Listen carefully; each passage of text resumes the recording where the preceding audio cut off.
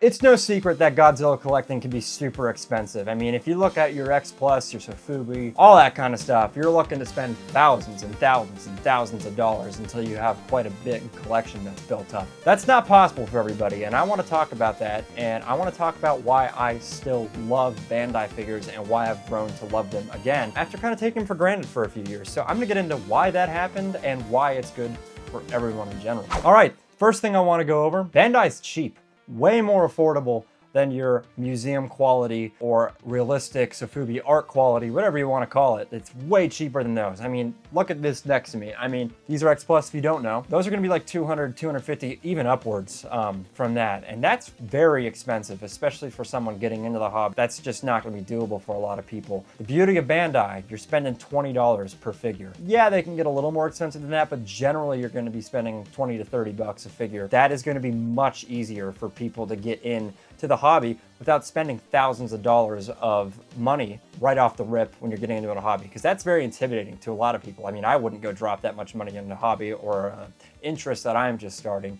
And you can do a lot with $100 in getting Bandai, and I can't stress that enough. I mean, that's good for people on a budget. It's good for people who are just getting into it. That is really great for any hobby. The fact that they're not terrible figures, they actually are super well made, good bang for your buck. They're obviously not going to be the quality of what you're going to spend on $200, $300 figures. However, for $20, you're getting a lot of value out of that figure, and that is just great. And that's reason one. I just love Bandai. Another thing, and this kind of goes for everybody, whether you're a new collector, experienced collector, or someone who's been collecting for a long time, they've been pumping out just a massive amount of variety of kaiju, and that's been just great. A lot of companies seem to neglect a lot of the other niche kaiju, which makes sense because it's obviously not the thing that's going to make the most money. They do it every once in a while, like X Plus will do it sometimes, but not very often. And Bandai, let me tell you, for the last couple years, I've seen some crazy releases from them. I know a Gabber just came out. I know Titanosaurus came out a few years ago, which I do have. It's those kind of niche things that we don't see too many companies doing, and that is great for a collector because it does get a little stale collecting the same thing over and over again.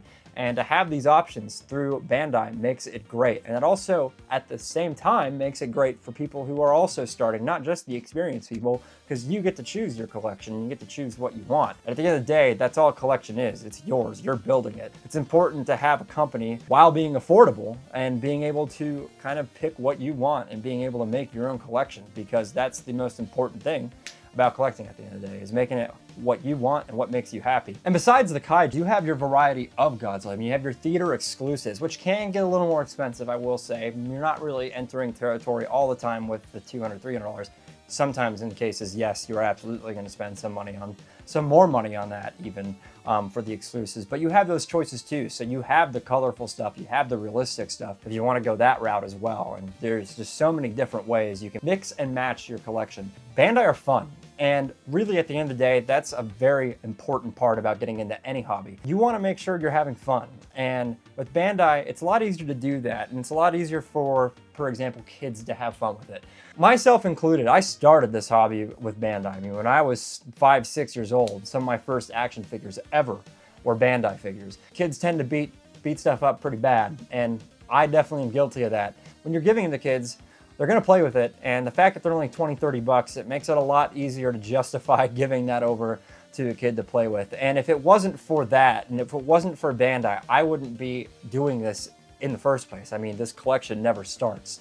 And that's important because even now, you still want the next generation to get into any hobby, but let alone the Godzilla hobby, because it's just going to bring more people in. And the fact that Bandai still produces these figures in quantity and the price they do is going to make it much more accessible to the next generation coming up. And to the parents who might be watching this video, they're great for that. I mean, really, these are the best, I think by far the best way to get someone new into the hobby, especially a kid. It can be kind of challenging when you're starting Godzilla stuff to figure out where to buy it. I have made a video before on where to buy X Plus stuff.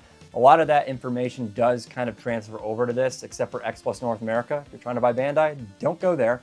I would recommend first going to the Godzilla store, whether it be the Japan one or the American one. They both have them. Your Japan one, I'm pretty sure, gets most releases faster because most of the stuff is coming from Bandai Japan. Godzilla store in the US has a ton of selection as well. You're generally going to get that a little quicker. It's a little easier to ship, especially right now because it's not coming from across the ocean. But either one of those I'd recommend. I bought a few off of there before. You're gonna get your new releases off there. Again, gonna be 20, 30 bucks, and very accessible, very easy to get your figures. So that is really the best place for someone getting into this. Go to the Godzilla store, go to the official site. It's gonna be much easier for you to get your figure. You can also go to Bandai Japan. Bandai Japan is a proxy service, but it's kind of like the eBay of Japan from what I've discovered. I bought a lot of stuff off Bandai Japan. You just got to pay attention to reviews. Same thing as eBay. If you ever use eBay, the same rules really apply there. Some people have had problems with shipping in the past. I have never personally. One thing to keep in mind, actually, I don't know if it's the same anymore. It's been a long time since I looked, but when I used to buy from Godzilla Store Japan,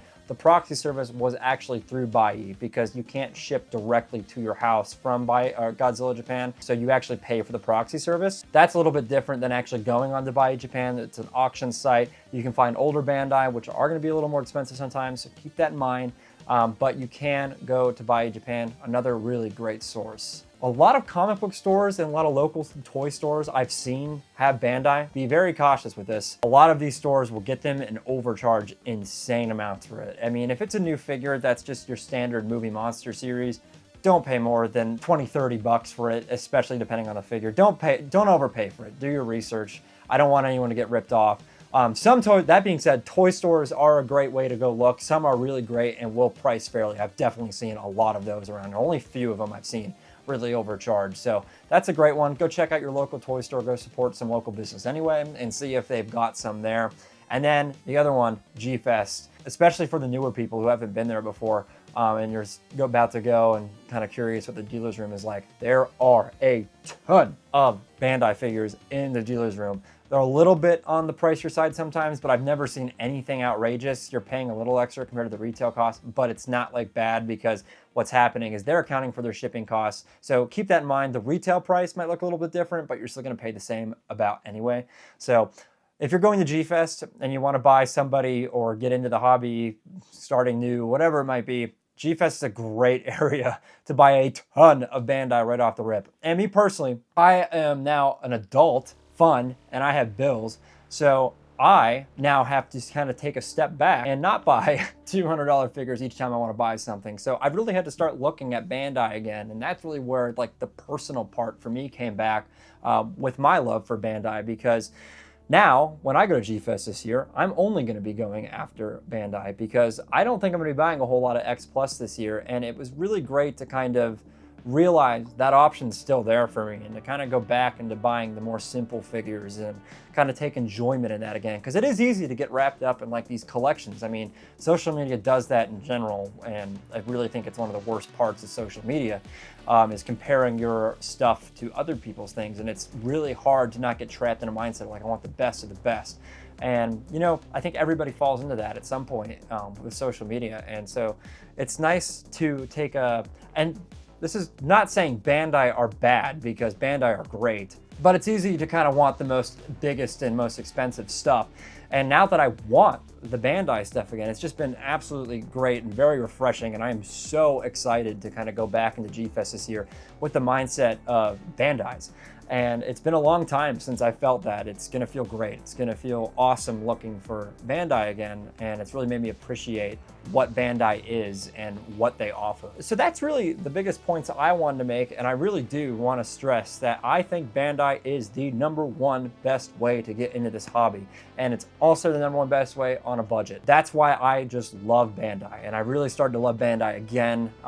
As you can see, my collection of Bandai is starting to get a little cramped. I think it's time to find an upgrade here or more room. I really don't know what to do because I have so many of them. And that's the beauty of Bandai right there. Look at this. I mean, they're everywhere. I hope you liked this video. If you haven't already, go ahead and hit the subscribe button. We're on our way to 500 subscribers, so if you can help me get there, that'd be a huge help, and I really do appreciate every one of you who watched this video. I hope this video was useful. I hope it was entertaining, and if it was, like I said, hit that subscribe button. But I will see you guys in the next video, and I'll catch you next time.